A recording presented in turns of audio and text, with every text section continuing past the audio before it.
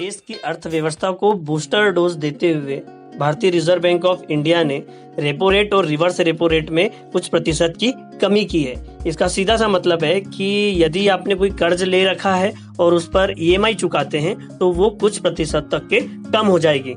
साथ ही reserve bank of India ने एक और घोषणा की है, जो कि उन्होंने मार्च, अप्रैल और मई के लिए एक सुविधा दी थी कि जो लोग ईएमआई चुका रहे हैं या फिर क्रेडिट कार्ड का बिल बकाया है जिनका, तो वो इन 3 महीनों में बिल ना जमा करने का भी ऑप्शन चूज कर सकते हैं। तो अब इस 3 महीने के दायरे को और 3 महीने के लिए बढ़ा दिया गया है। मतलब कि जून, जुलाई और अगस्त तक के भी यदि आप ईएमआई नहीं चुकाते हैं या फिर अपने क्रेडिट कार्ड का बिल भी नहीं जमा कर पाते हैं तो आप इस ऑप्शन का चूज कर सकते हैं। और इसे ही मोरेटोरियम कहा जाता है, जिसमें कि सरकार के द्वारा आपको एक ये सुविधा दी गई है कि आप अपना जो बिल है, चाहे वो ईएमआई हो या क्रेडिट कार्ड बिल हो, वो चुकाने से बच सकते हैं। लेकिन एक बात का यहाँ ध्यान रखना होगा कि ये जो क्रेडिट कार्ड का बिल या ईएमआई नहीं चुका रहे हैं आप, तो इस पर जो ब्याज राशि है वो माफ नहीं की गई है, ये आपको बाद में चुकानी ही होगी।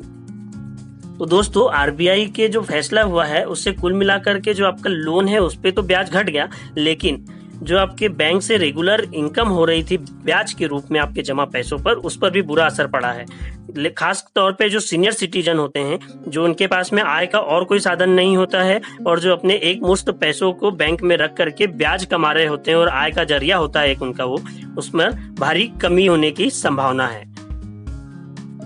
तो दोस्तों, ये थी एक महत्वपूर्ण जानकारी जो कि आरबीआई के निर्णय को दर्शाती है। ऐसी ही और जानकारी के लिए चैनल सब्सक्राइब करें, वीडियो लाइक करें, दोस्तों के साथ शेयर करें। धन्यवाद।